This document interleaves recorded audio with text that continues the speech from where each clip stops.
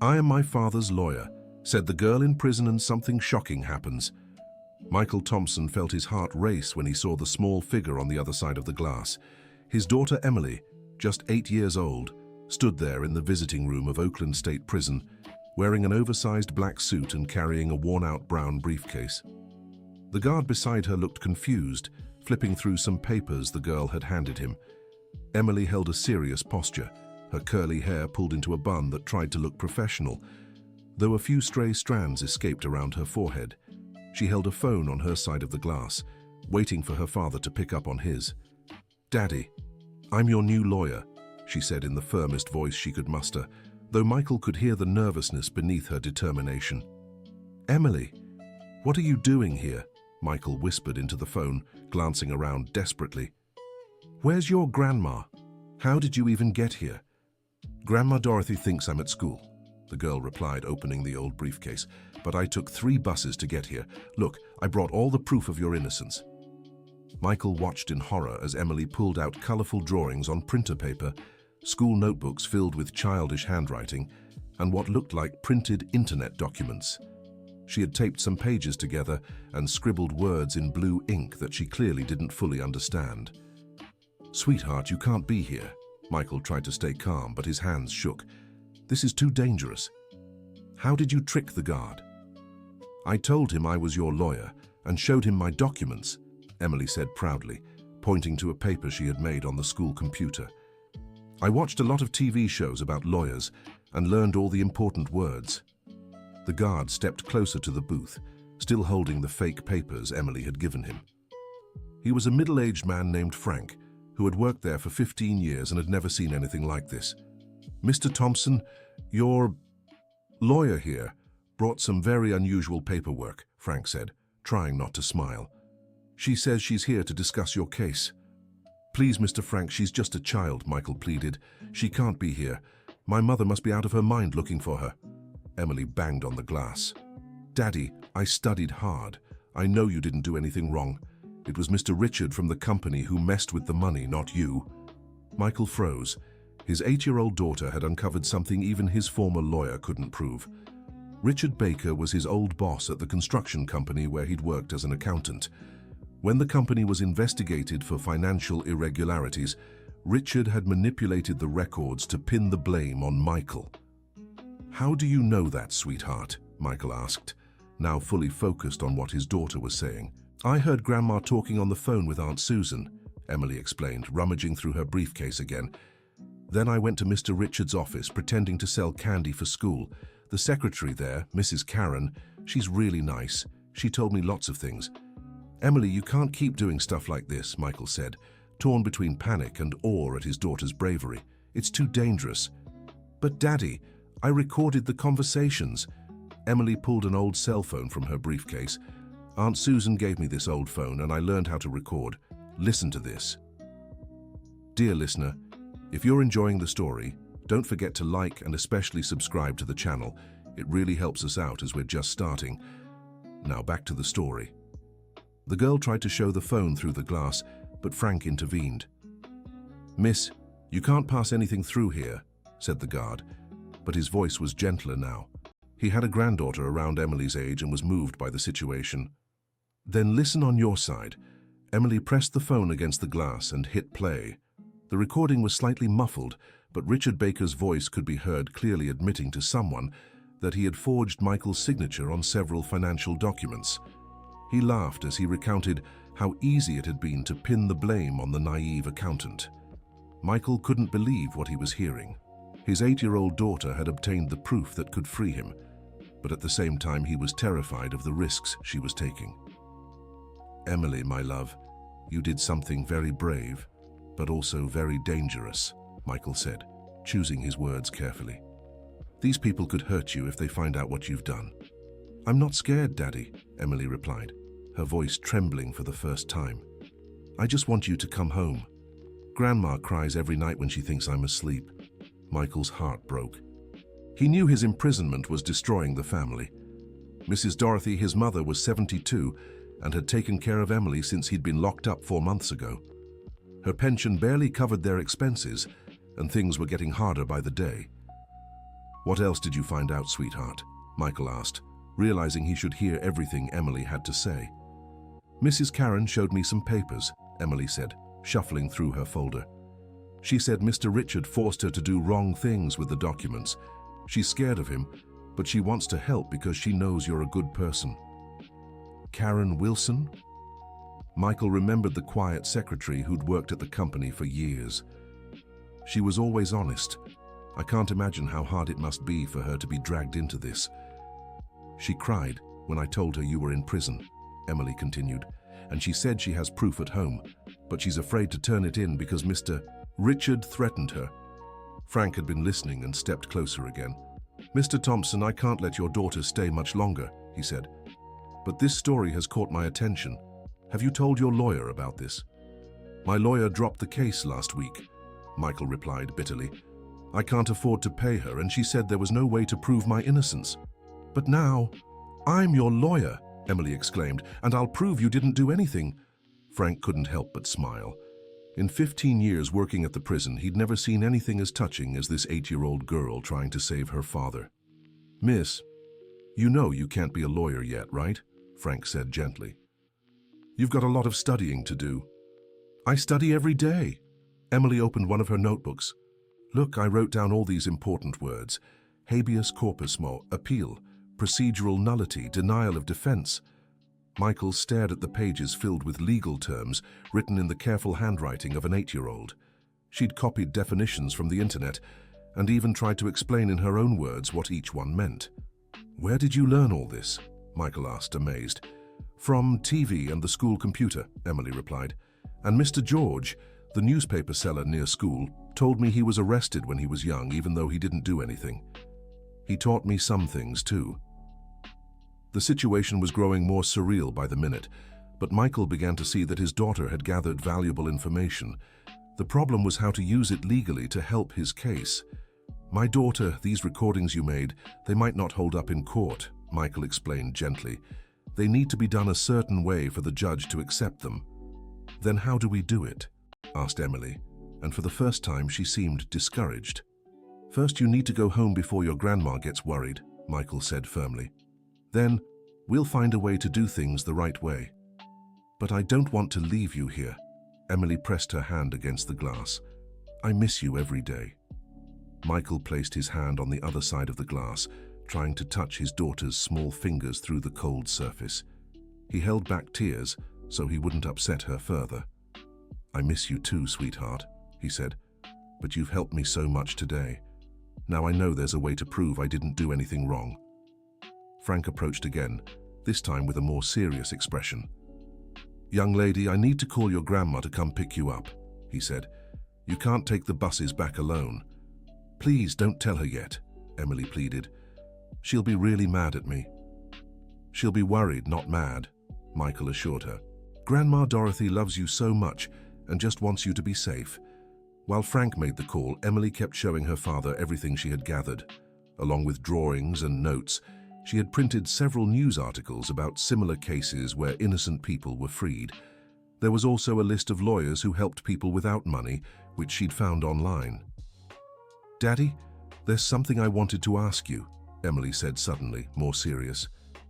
What is it, sweetheart? Why didn't you tell me the truth about what happened, Jay? She asked. You just said you'd be away for a while, but I found out you're in prison. Michael sighed deeply. He had tried to shield his daughter from the truth, but realized she was smarter and braver than he'd thought. I didn't want you to be sad or scared, he explained. I thought it was better if you didn't know. But I was already sad without knowing why, Emily said. And now that I know the truth, I can help. You're right, Michael admitted. I should have trusted you more. Mrs. Dorothy arrived at the prison 40 minutes later, brought by Frank, who had gone to pick her up personally. At 72, she was still an active woman, but the last few months had taken their toll. Her grey hair had thinned and worry lines had deepened around her eyes. Emily Thompson Wilson, Mrs. Dorothy exclaimed when she saw her granddaughter dressed in a suit. What are you doing here? How did you even get in? Grandma, I just wanted to help Daddy, Emily said, running to hug her. Mom, let her explain, Michael interjected through the intercom. She found important things about my case. Mrs. Dorothy sat beside her granddaughter, still trying to process the situation. Frank quickly explained what had happened, emphasizing the girl's courage and determination. "Grandma, I recorded Mr. Richard confessing that he was the one who did the bad things," Emily said, showing the old cell phone, "and the secretary there wants to help us too." Mrs. Dorothy listened to the recording with growing attention. Even though she didn't understand much about legal matters, she realized this could be crucial in clearing her son's name. "Good Lord," she murmured. "How did you manage this child?" "I never gave up on Daddy," Emily replied simply. "You always taught me that family never abandons each other." Michael watched his mother and daughter through the glass, feeling a mix of pride and worry. Mrs. Dorothy had raised Emily with the same values she'd taught him: honesty, courage, and love for family. "What do we do now?" asked Mrs. Dorothy. "First, you both go home and eat properly," said Michael. "Then we'll figure out how to use this information the right way." "I know a lawyer who might help," said Frank unexpectedly. Everyone looked at him in surprise. "My brother-in-law, Mr. Mark Anderson. He takes pro bono cases sometimes, especially when there's injustice involved." "Pro bono?" asked Emily. "It means for free, sweetheart," explained Mrs. Dorothy. "I can talk to him about the case," Frank continued, "especially after seeing this young lady's determination. It's hard not to want to help." Emily smiled for the first time since arriving at the prison. Her mission had been more successful than she expected. "Thank you, Mr. Frank," she said politely. "You're really kind." "You're the brave one here, miss," Frank replied, gently ruffling the curls that had escaped from her bun. Visiting time was ending, but before saying goodbye, Michael wanted to make a few things clear to his daughter. "Emily, I'm so proud of you," he said through the phone. "But promise Daddy you won't do these dangerous things alone anymore." "I promise," Emily answered. "But do you promise not to hide important things from me anymore?" "I promise," said Michael, smiling for the first time in months. "And Grandma will know everything too, right?" Emily looked at Mrs. Dorothy. "We're a family and we have to face everything together." Mrs. Dorothy wrapped her arm around her granddaughter's shoulders, feeling a wave of love and admiration for the brave girl who had taken the initiative to fight for her father. "That's right, my dear," she said. "From now on, the three of us will talk about everything." Dear listener, if you're enjoying the story, please take a moment to like and especially subscribe to the channel. It really helps us who are just starting out. Now continuing. On the way back home, Emily told her grandmother every detail of her plan. She had started suspecting something was wrong when she overheard Mrs. Dorothy's phone calls with other relatives. Then she had discreetly asked neighbors and friends until she discovered the truth about her father's imprisonment. "Did you lie to your teacher about where you were going?" asked Mrs. Dorothy.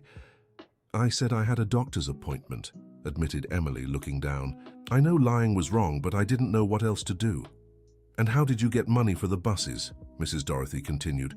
"I saved my school lunch money for 2 weeks," explained Emily.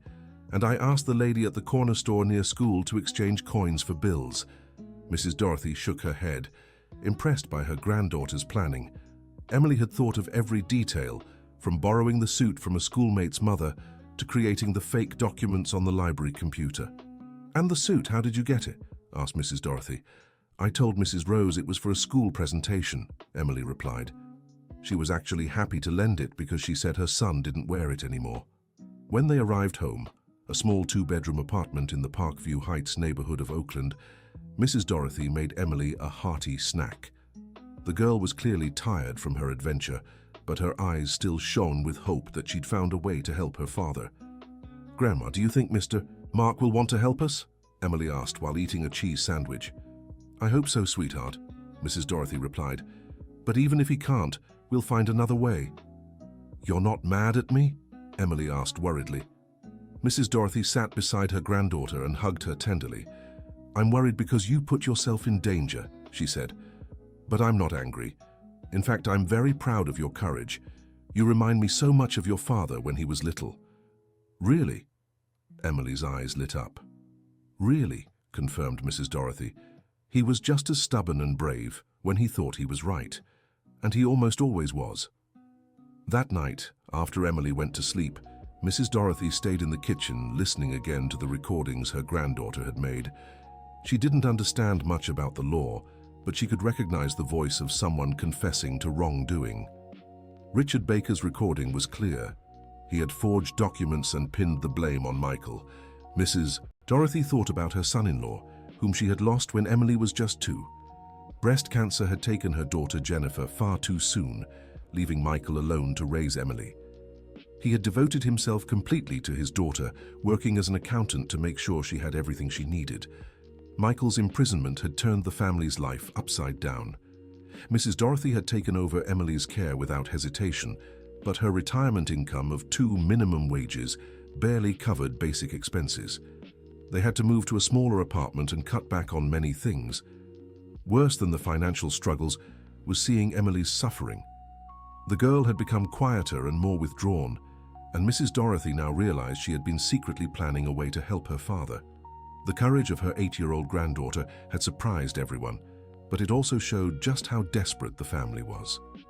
The next day, Frank kept his promise and called his brother-in-law, Mark Anderson was a criminal defense attorney with 15 years of experience, specializing in cases of wrongful convictions and judicial errors. When Frank told him the story of the 8-year-old girl who posed as a lawyer to visit her imprisoned father, Mark was intrigued. "Are you sure she got recordings of the real culprit?" Mark asked. "I heard it with my own ears," Frank confirmed. "The confession is very clear. The guy admits to forging documents and blaming Michael." "Interesting," Mark murmured.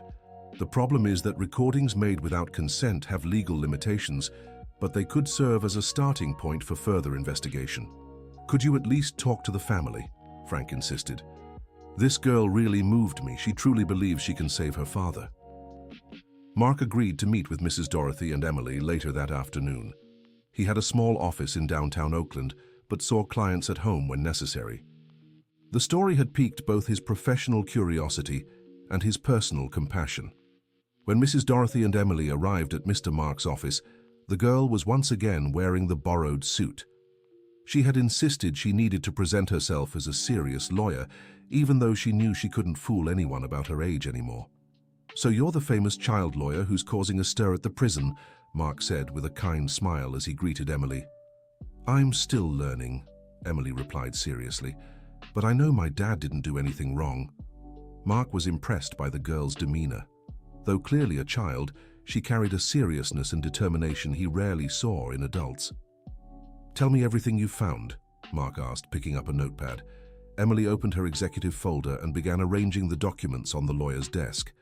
There were drawings, notes, recordings, printed news articles, and even a timeline of events she had created with her grandmother's help. "First I heard Grandma saying Dad was accused of tampering with the company's money," Emily began. "But I know my dad, and I know he would never do that." "How do you know your father, Emily?" asked Mark, interested in the girl's perspective. "He always taught me to be honest," she replied. "Once I accidentally took a chocolate from the store without paying, and when we got home, he made me go back to return it and apologize. He said honest people don't keep things that aren't theirs." Mark noted this information, realizing that Michael's character would be important for his defense. "Keep telling me what you found out," he requested. "So I went to the company where my dad worked," Emily continued. "I pretended I was selling treats for school and talked to Mrs. Karen, who's the secretary there." "And what did Mrs. Karen tell you?" asked Mark. "She said that Mr. Richard, the boss, made her do wrong things with the paperwork," Emily explained. "And when it caused trouble, he blamed my dad." Mark listened carefully as Emily recounted all the details of her informal investigation. The girl had shown impressive intuition in connecting information and spotting inconsistencies in the official version of events. "Did you bring the recordings you made?" Mark asked. "Yes," Emily grabbed her old phone. "But Daddy said they might not count because I did it secretly." "He's right about the legal limitations," Mark explained. "But that doesn't mean the information isn't valuable. It can give us clues on where to look for admissible evidence." Mark listened to the recordings with professional focus. Even with the poor audio quality, it was clear Richard Baker admitted to manipulating financial documents and forging Michael's signature on several transactions. "This recording is gold, even with the legal limits," Mark told Mrs. Dorothy. "It gives us a roadmap of exactly what to look for and where." "What does that mean?" asked Mrs. Dorothy. "It means we can launch a parallel investigation based on this information," Mark explained. "If we get documented proof of Richard's claims in the recording, we can overturn Michael's conviction." Emily smiled for the first time since they'd arrived at the office. "So I really helped Daddy?" she asked. "You gave us the most important head start," Mark confirmed. "Now we'll do the legal work to turn your findings into evidence the judge can accept." "How much will it cost?" Mrs. Dorothy asked worriedly. "For a brave girl like Emily, it won't cost a thing," Mark said with a smile. "But I'll need help from both of you in the investigation." "You can count on us," Emily exclaimed, jumping up from her chair excitedly. Mark explained their first step would be getting Karen Wilson, the company secretary, to agree to an official statement. Then, they'd need to find the original documents proving the manipulation mentioned in the recording. "Could this be dangerous?" Mrs. Dorothy asked. "We'll take every precaution," Mark assured her. "And Emily won't do anything alone anymore. From now on, every move will be supervised by me." "Can I still be your assistant?" Emily asked hopefully. "Of course," Mark replied. "But now you'll learn to investigate the right way within the law." In the following days, Mark began working on the case with the methodical approach of an experienced lawyer, but also with the passion of someone moved by the family's story. His first step was to officially speak with Karen Wilson. The secretary was a 55-year-old woman who'd worked at Richard's construction company for 10 years. When Mark showed up at her workplace, she grew visibly nervous. "I can't talk about what happened," said Karen, looking around to make sure Richard wasn't nearby. "I need this job." "Mrs. Karen, I understand your concern," said Mark kindly. "But there's an innocent man in prison, separated from his little girl. You've met Emily, haven't you?" "That brave girl who came here selling sweets." Karen smiled involuntarily. "She reminded me of my own granddaughter." "She really wants her father back," Mark continued. "And you're the only person who can help bring justice." Karen fell silent for a moment, torn between the fear of losing her job and the desire to do the right thing. "If I talk, Mr. Richard will know it was me," she finally said. "We can protect you," Mark assured her. "And when the truth comes out, you'll be seen as a hero, not a traitor." "Let me think about it," Karen asked. "It's a very difficult decision." Mark understood her hesitation and didn't push. He knew pressing too hard could backfire. Instead, he left his card and asked her to reach out when she was ready to talk. While waiting for Karen's decision, Mark began investigating other aspects of the case. He requested the official documents from Michael's trial to identify exactly what evidence had been used against him. What he found was even worse than he expected. Michael's original defense had been extremely weak. His previous lawyer had simply denied the charges without presenting a substantial defense or questioning the origin of the evidence. No independent investigation had been conducted, and no character witnesses had been called. "It's like Michael was sacrificed," Mark remarked to Frank during one of their conversations. "Richard needed a scapegoat, and he chose the most vulnerable employee." "But why didn't Michael tell the truth from the beginning?" Frank asked. "Fear, probably," Mark replied. "Richard must have made threats, and when you're desperate and without resources, sometimes you accept blame for something you didn't do, hoping it'll be minor." Dear listener, if you're enjoying the story, don't forget to like and especially subscribe to the channel. It really helps those of us just starting out. Now back to the story. 3 days after her conversation with Mark, Karen Wilson showed up at his office. She was clearly nervous, but there was a determination in her eyes that hadn't been there before. "Mr. Mark, I've decided I'm going to tell everything," she said, sitting in the chair across from his desk. "I can't sleep at night anymore, thinking about that girl missing her father." "You've made the right decision," Mark assured her, picking up his digital recorder. "With your permission, I'd like to record your statement so there's no doubt about what was said." "You can record it," Karen agreed. "I'm scared, but I'm tired of being an accomplice to injustice." Karen's testimony was devastating for Richard Baker. She explained in detail how he had forced her to falsify documents, backdate contracts, and even forge signatures. When the company was investigated, Richard had manipulated the evidence to make it all point to Michael. He said if I told the truth, he'd fire me and spread rumors that I was a thief, Karen recounted. I'm a widow, and I support my daughter and granddaughter. I couldn't afford to lose my job. And did Michael know about the irregularities? Mark asked. He knew nothing, Karen stated firmly. Mr. Michael was always very honest.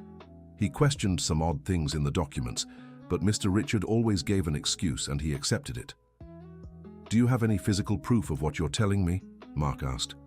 Karen hesitated for a moment, then opened her purse and pulled out a manila envelope. I kept some things, she said.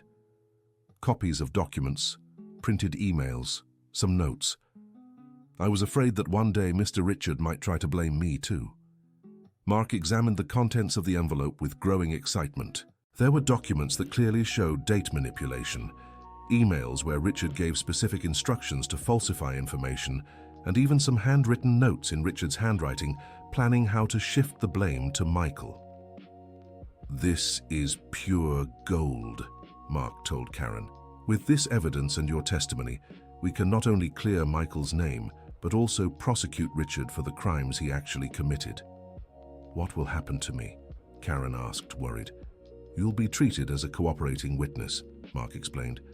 Your cooperation will be viewed favorably by the judges, especially considering you were coerced into participating in the misconduct.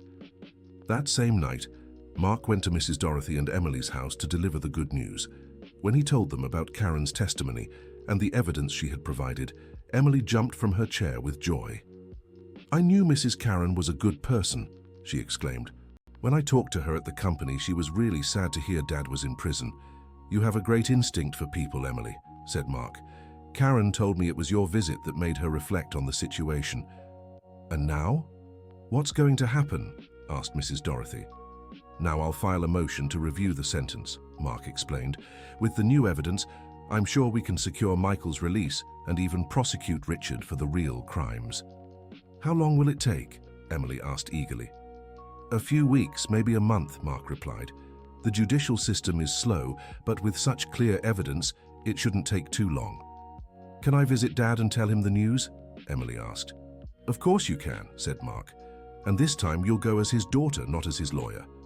The next day, Mrs. Dorothy and Emily went together to visit Michael. The girl was wearing regular clothes this time, but carried a small folder with drawings she had made to show her father. Dad, we did it, Emily exclaimed as soon as she sat down in front of the glass. Mrs. Karen told Mr. Mark everything, and now he's going to get you out of prison. Michael couldn't hold back his tears upon hearing the news his mother and daughter brought. After months of despair, there was finally light at the end of the tunnel. I can't believe you pulled it off, he said, emotional. Emily, you saved our family. We saved it together, Dad, Emily corrected. Me, Grandma, Mr. Frank, Mr. Mark, and Mrs. Karen. It was a team effort. And you learned an important lesson, Mrs. Dorothy told her granddaughter, that the most important moments are when we act with courage, but also with intelligence and the help of others. I learned that being a lawyer is really hard, Emily said, smiling, but I still want to study to become one when I grow up. I'm sure you'll be an excellent lawyer, Michael said proudly. You've already shown you have courage, intelligence, and a good heart. Those are the most important qualities. Frank approached the booth with a smile on his face. Mr. Thompson, Mr. Mark called me early today, he said. He told me the motion for review was accepted and should be heard next week. That fast? Michael asked, surprised. The evidence is very strong, Frank explained, and when there's a clear judicial error, the process speeds up. Emily clapped her hands with joy, and for the first time in months, the Thompson family had reason to celebrate. The following week passed in a blur for the family. Mark worked tirelessly preparing the appeal, organizing the evidence, and coordinating with the district attorney's office, which was also interested in prosecuting Richard Baker for the uncovered fraud. On the eve of the hearing, Mark met with Mrs. Dorothy and Emily to explain how the process would unfold. You can attend the hearing, he said. Emily, you might even be called to speak with the judge if he wants to hear how you discovered the irregularities. Can I talk about what I did? Asked Emily eagerly. Yes, you can, Mark confirmed. In fact, Your story could be important in showing the judge how the original investigation was inadequate. And will Mr. Richard be there too? Asked Mrs. Dorothy. Yes, replied Mark. He and his lawyer will try to defend themselves, but with the evidence we have, it's going to be very difficult. On the day of the hearing, the Oakland courthouse was bustling. The story of the girl who posed as a lawyer to save her father had spread through the city, and several local journalists were present to cover the case. Emily was once again wearing the borrowed suit, but this time by choice, not to deceive anyone. She wanted to present herself to the judge as a future lawyer who had uncovered an injustice. When Richard Baker entered the courtroom, Emily recognized him immediately from the photos she had seen and the recordings she had made. He was a 45-year-old man, well-dressed, but with a worried expression on his face. That's him, Grandma, Emily whispered to Mrs. Dorothy. That's the man who framed Dad. I know, sweetheart, replied Mrs. Dorothy, holding her granddaughter's hand. But now the truth will come out. The judge was an experienced man named Judge Robert Williams, known for his seriousness and impartiality. When he entered the room, everyone rose respectfully. This is a criminal appeal hearing in the case of Michael Thompson, the judge announced. In light of new evidence presented by the defense, we will re-examine the circumstances of the original conviction. Mark first presented the documentary evidence provided by Karen Wilson. He showed the judge the forged emails, the documents with manipulated dates, and Richard's handwritten notes planning to shift the blame to Michael. Your Honor, this evidence clearly shows there was a systematic manipulation of proof, Mark argued. My client was used as a scapegoat to cover up the real crimes of Mr. Richard Baker. Richard's lawyer tried to question the authenticity of the documents, but when Karen Wilson was called to testify, her sincerity and detailed knowledge of the facts convinced everyone in the room. I worked for Mr. Richard for 10 years, Karen said into the microphone. He forced me to falsify documents under threat of termination. When the company was investigated, he manipulated the evidence to blame Mr. Michael, who was innocent.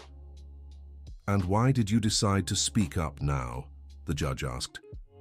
Because of a brave girl, Karen replied, looking at Emily in the audience. She made me realize I was complicit in a terrible injustice. The judge followed Karen's gaze and saw Emily sitting beside Mrs. Dorothy, dressed in her oversized suit with a serious expression on her face. Is this the defendant's daughter? The judge asked. Yes, Your Honor, Mark replied. She's the one who initiated the investigation that led to the discovery of the real evidence. I'd like to hear what she has to say, said the judge. If the parties involved agree, of course. Mark and Richard's lawyer agreed, and Emily was called to approach the judge's bench. She walked with steady steps, carrying her small briefcase. What's your name, dear? The judge asked kindly. Emily Wilson Thompson, she replied clearly. I'm 8 years old and I want to be a lawyer when I grow up. And what did you do to help your father? The judge asked. I knew he hadn't done anything wrong, Emily began. So I went to the company where he worked and talked to the people there. Mrs. Karen told me that Mr. Richard forced her to do wrong things with the paperwork. And how did you find out your father was in prison? The judge asked. The adults were trying to hide it from me, but I overheard their conversations, Emily explained. I didn't like being lied to, so I decided to find out the truth myself. And you weren't scared? The judge asked, impressed by the girl's maturity. I was scared, Emily admitted, but I was more scared of losing my dad. He's a really good person and didn't deserve to be in prison. The judge was visibly moved by the girl's testimony. In 30 years on the bench, he had never seen a case as touching as this. You may return to your seat now, Emily, he said. Thank you for your courage. When Emily went back to sit beside her grandmother, there were tears in the eyes of many in the courtroom. Even the reporters present were moved by the girl's determination. Richard's lawyer made a desperate defense, claiming his client was innocent and that the evidence had been planted. But when Mark played the recordings Emily had made, where Richard clearly admitted to forging documents, the defense completely fell apart. These recordings were made without consent, Richard's lawyer protested. That's true, the judge agreed. but they are corroborated by documentary evidence and witness testimony. They serve as additional proof, not the sole evidence. After 2 hours of proceedings, the judge withdrew to review all the evidence. He returned 20 minutes later with his decision. Having examined all the evidence presented, the judge announced, it is clear there was a grave miscarriage of justice in the original case. The new evidence unequivocally shows that Michael Thompson was wrongfully convicted. Mrs. Dorothy held Emily's hand tightly, both barely able to contain their emotions. Therefore, and the judge continued, I overturn Michael Thompson's conviction and order his immediate release. Furthermore, I direct the District Attorney's Office to open a criminal investigation into Richard Baker for the crimes of document forgery, fraud, and perjury. The courtroom erupted in applause. Emily jumped from her chair and hugged Mrs. Dorothy, crying with joy. Mark smiled with professional satisfaction, but also with the emotion of helping reunite a family. Richard Baker was arrested right there in the courtroom, escorted out by police as Emily watched with a mix of satisfaction and pity. Even as a child, she understood justice had been served. 2 hours later, Michael Thompson walked free for the first time in 5 months. He stepped out of Oakland State Prison carrying a small bag with his personal belongings and found his family waiting outside. The reunion was emotional. Michael hugged Emily and Mrs. Dorothy as if seeing them for the first time in years. Tears streamed freely down all 3 faces. Thank you, my daughter, Michael said to Emily. You saved our family. I told you I'd get you out of prison, Emily replied, smiling. Lawyers always keep their promises. And now you know what real legal work is like, said Mark, who had accompanied the family. Much more complicated than showing up at a prison with fake documents. It was, but also much more satisfying, replied Emily. When I become a real lawyer, I'll help other families like ours. I'm sure you will, said Michael with pride. In the months that followed, life for the Thompson family slowly returned to normal. Michael found a new job as an accountant at a small but honest company. The pay was less than before, but the peace of mind that came with working alongside ethical people was worth more than money. Emily refocused on her studies, now with a clear goal. She truly wanted to be a lawyer. Her teachers noticed a change in the girl. She had grown more mature and determined after her experience. Mrs. Dorothy continued living with Michael and Emily, but now by choice, not necessity. The ordeal had brought the family even closer, teaching them to cherish every moment together. Karen Wilson had been fired by Richard before he was arrested, but with Mark's help, she landed a better job at another company. She stayed in touch with the Thompson family and became like a second aunt to Emily. Mr. Frank became a family friend and often visited their home on weekends. He said, meeting Emily had restored his faith in people's goodness. Richard Baker was sentenced to 4 years in Oakland State Prison for the crimes he committed. His company was shut down, and he lost all the assets he had gained illegally. Justice had been served, even if belatedly. 6 months after Michael's release, the family threw a small party to celebrate Emily's 8th birthday. It was a simple gathering, with just a few friends and relatives, but full of love and gratitude.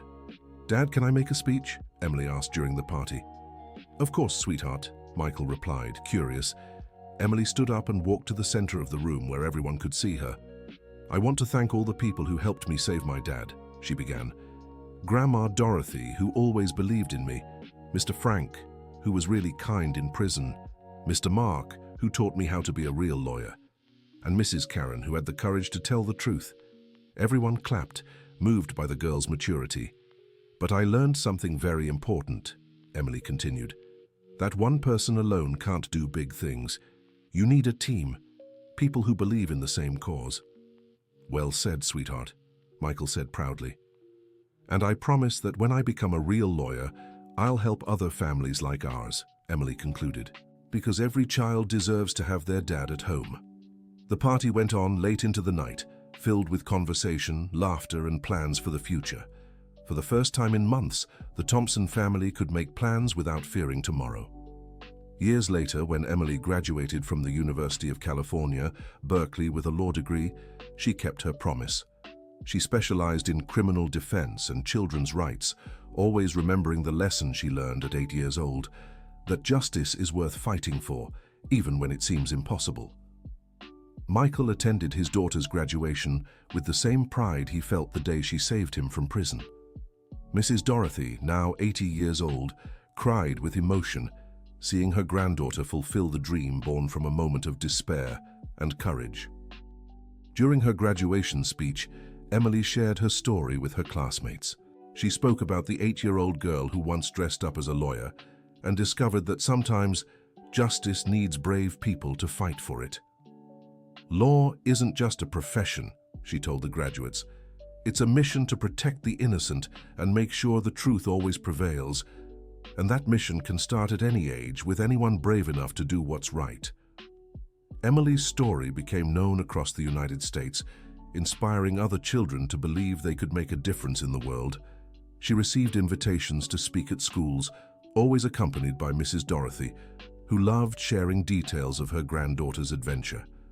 Michael continued working as an accountant, but also began giving talks about the dangers of accepting blame for others out of fear or desperation. His experience helped many people understand the importance of fighting for their innocence. The Thompson family learned that even in the toughest situations, love and determination can overcome any obstacle. They discovered that true strength doesn't come from one person alone, but from the unity of those who believe in the same cause. Emily kept the suit she wore on her first visit to the prison, carefully stored in her closet. She said it was her reminder that big dreams start with small, courageous steps.